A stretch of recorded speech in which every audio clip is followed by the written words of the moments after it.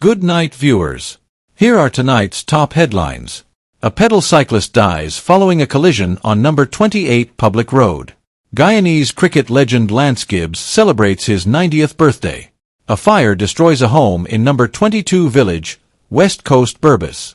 The Kaieteur news publisher calls for a nationwide lights-out protest against resource looting. Police utilize drones in the search for an abducted man in Buxton. A major fire at the DDL power plant results in significant losses. President Ali honored with the Caribbean Global Leader Award in London. The PNC and AFC demand the resignation of Minister Ramson over the Burrowes school incident. And police conduct a nuisance enforcement exercise at Eclipse Sports Bar in Leonora. Stay tuned for the full stories. Police utilize drones in search for abducted man in Buxton. The Guyana police force has deployed drones to assist in the search for Joshua David, known as Bricks, who was reportedly abducted from Main Street, Georgetown, on Thursday. The search took place on Saturday from 3 p.m. to 7 p.m. in the backlands of Buxton, East Coast Demerara, involving both aerial and ground teams. David was last seen outside the new thriving Chinese restaurant while in the company of a friend. Reports indicate that CCTV footage captured the abduction, showing suspects arriving on 2 motorcycles and in a car, forcibly taking David and fleeing north along Main Street. In connection with this case, the police have issued wanted bulletins for 5 suspects: Aaron Aline, alias Katz, Alpha Poole, Wayne Barker, Dwayne Griffith, and Osefo Peters, alias Sadist. Authorities are urging the public to provide any information related to these individuals or the incident. The police remain committed to locating David and ensuring his safe return. Any tips or leads can be reported directly to law enforcement. Fire destroys home in number 22 village, West Coast Berbice. A family of 7 is now homeless following a devastating fire that completely gutted their 2-story concrete house on September 29, 2024. The fire, of unknown origin, also affected a bar and salon located in the same yard, although those properties remained unscathed. The incident began around 5:05 p.m. when one of the sisters living in the house heard a noise and discovered flames in the upper flat. An alarm was raised, and the Guyana Fire Service, GFS, was contacted for assistance. In dramatic footage circulating on social media, firefighters can be seen on the roof of the salon attempting to control the blaze. Despite their efforts, the house was engulfed in flames, leading to the collapse of the roof and shattered windows. Tragically, nothing from inside the house was salvaged. At the time of the fire, 6 of the 7 residents were home, but fortunately, no injuries were reported. The community is rallying to support the affected family during this difficult time. Pedal cyclist dies following collision on number 28 public road. Stanford Benjamin, a 63-year-old pedal cyclist from number 28 village, tragically lost his life in a traffic accident on Saturday afternoon. The incident occurred at approximately 2 p.m. on the number 28 public road and involved a motor vehicle, PZZ 7256, driven by 65-year-old Malcolm Nurse of New Amsterdam, Berbice. According to police reports, Benjamin was cycling west along the southern side of the road when Nurse attempted to pass him. It is alleged that Benjamin swerved into the path of the vehicle, resulting in a collision that caused him to fall onto the roadway. Emergency services were called, and Benjamin was found unconscious. He was transported to the Fort Wellington Public Hospital for medical treatment, but sadly succumbed to his injuries shortly after arrival. Authorities are continuing their investigation into the circumstances surrounding the accident. Our thoughts are with the family and friends of Stanford Benjamin during this difficult time. Guyanese cricket legend Lance Gibbs celebrates 90th birthday.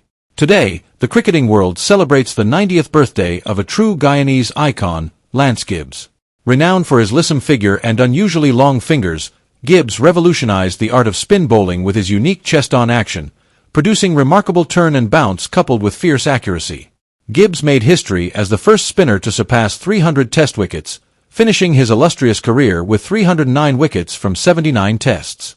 His extraordinary ability to bowl economically saw him concede runs at an astonishing rate of just 1.99 per over. His peak performance came between 1960 and 1962, during which he achieved remarkable feats, including a hat-trick against Australia and taking 19 wickets in a single series. Gibbs also delivered a stunning 8-38 against India in Barbados, with all 8 wickets coming in just a 15-over spell, a performance unmatched in his career. Gibbs' impact extended beyond the Test arena. He also had a successful stint in county cricket with Warwickshire, notably claiming 131 wickets in 1971 at an average of under 19. After retiring, Gibbs continued to contribute to the sport, managing the West Indies team during their 1991 tour of England. As we celebrate Lance Gibbs today, we honor his incredible contributions to cricket and the lasting legacy he has left in the hearts of fans around the world. Major fire at DDL power plant results in significant losses. A fire at the Demerara Distillers Limited, DDL, power plant facility on Friday afternoon has resulted in the destruction of 9 transformers, 7 generators, and a substantial amount of oil.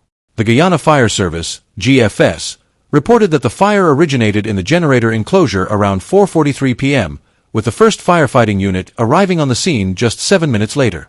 6 firefighting units, including 2 water tenders and a fireboat, were dispatched to manage the situation under the leadership of Chief Fire Officer Gregory Wickham. A total of 22 firefighters worked diligently to contain the blaze, ensuring that it remained confined to a single building and preventing further damage. The fire caused significant damage, destroying a forklift, 9 transformers, 23 drums of castor oil, and 7 Caterpillar generators. Fortunately, the quick response helped protect the nearby chemical bond and fuel storage areas, the GFS stated. DDL's fire response team acted promptly upon noticing the fire at approximately 4:40 p.m., working to control the blaze until GFS units arrived. Thankfully, no injuries were reported, as there were no personnel in the facility at the time of the fire. The GFS is currently investigating the cause of the fire to determine its origin and prevent future incidents. They commended the efforts of all personnel involved in managing this emergency, emphasizing their role in averting a potentially catastrophic situation for the company. PNC and AFC demand resignation of Minister Ramson over handling of Burrowes school incident. The People's National Congress Reform, PNC, and the Alliance for Change, AFC, have jointly called for the resignation of Youth, Culture and Sport Minister Charles Ramson Jr. following his handling of a recent issue involving Ivor Tom, the administrator of the Burrowes School of Art. Minister Ramson has been accused of verbally berating Mr. Tom over a parking matter while failing to address a racist slur directed at him by the same individual. It was reported that Ramson remarked that Tom's image did not reflect the Culture Ministry during their meeting. AFC leader Nigel Hughes expressed that Ramson's failure to clarify his comments demonstrates his inability to effectively represent the country in cultural matters, stating, "We believe that the minister, if he possesses any level of dignity, should offer his resignation immediately." He emphasized that the minister's remarks were offensive and unacceptable. PNC executive member Nima Flubes echoed these sentiments, labeling the minister's behavior as a display of arrogance and racial bias, and indicative of his unsuitability for the role. Flubes asserted that such conduct cannot be tolerated within public office. Although Mr. Tom initially resigned following the meeting, he later withdrew his resignation after intervention from the vice president. Police conduct noise nuisance enforcement exercise at Eclipse Sports Bar in Leonora. In response to multiple resident complaints regarding noise disturbances, the police conducted a noise nuisance enforcement exercise at the Eclipse Sports Bar in Leonora, West Coast Demerara, early Saturday morning under the leadership of an assistant superintendent of police. The operation, which took place between 12:01 a.m. and 2:23 a.m., involved a thorough assessment of the premises. Upon inspection, officers found no significant evidence of loud music escaping from the bar, which was noted to be tightly sealed to minimize noise. The double-door entry system effectively contained sound, allowing minimal music to escape when patrons entered or exited. However, the police did observe other issues, including patrons lingering outside the bar and engaging in public drinking and urination, groups congregating at nearby food outlets, instances of abnormal social behavior among some patrons, potentially leading to disruptions. To address these concerns, police will increase patrols in the area to maintain order and ensure compliance with local laws. President Ali honored with Caribbean Global Leader Award in London. On Saturday evening, President Dr. Irfan Ali received the prestigious Caribbean Global Leader Award from the US-based Caribbean Global Awards during a gala event in London. Accompanied by First Lady Arya Ali, the president was recognized for his unwavering dedication and exceptional leadership in promoting Guyana's interests and fostering regional cooperation. President Ali's commitment to advancing progress and prosperity across the Caribbean was highlighted in a post on his social media. Earlier this year, he emerged as the top choice in the People's Choice voting for the award, garnering an unprecedented 609 valid votes, demonstrating significant public engagement in recognizing exemplary Caribbean leadership. The president has emphasized that Guyana's prosperity should benefit the entire region. As chairman of the Caribbean Community, CARICOM, from January to June 2024, he is actively leading initiatives aimed at cutting the region's food import bill by 25% by 2025 and participating in various projects focused on food, energy, and climate security, supported by the United States government. Kaieteur News publisher calls for nationwide lights-out protest against resource looting. Glenn Lawle, publisher of Kaieteur News, has announced a countrywide lights-out protest to take place every night for 1 month, beginning October 1, 2024. This initiative aims to express citizens' disapproval of the government's handling of Guyana's wealth and natural resources. Starting at 7 p.m. each evening, citizens are encouraged to turn off their lights for 5 minutes, symbolizing their frustration with the government's failure to renegotiate the 2% oil contract with ExxonMobil. Lawle emphasized the need for better resource management, urging that without action, the riches of Guyana's oil wealth continue to benefit foreign corporations rather than the local population. While our leaders sit idly by, foreign companies are profiting immensely from our resources while we are left with little more than scraps, Lawle stated during his radio program, The Glenn Lawle Show. He criticized the current subsidies that benefit both citizens and corporations, highlighting the disparity in wealth distribution. This protest is a stand against the exploitation of our resources and the vision of a future where our children inherit a legacy of poverty instead of prosperity, he added.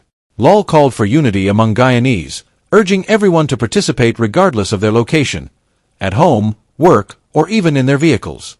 We must send a powerful message to our leaders. We will not tolerate this looting any longer. Together, let us demand an end to these giveaways so that all Guyanese can thrive from the resources that are rightfully ours, Lawle concluded.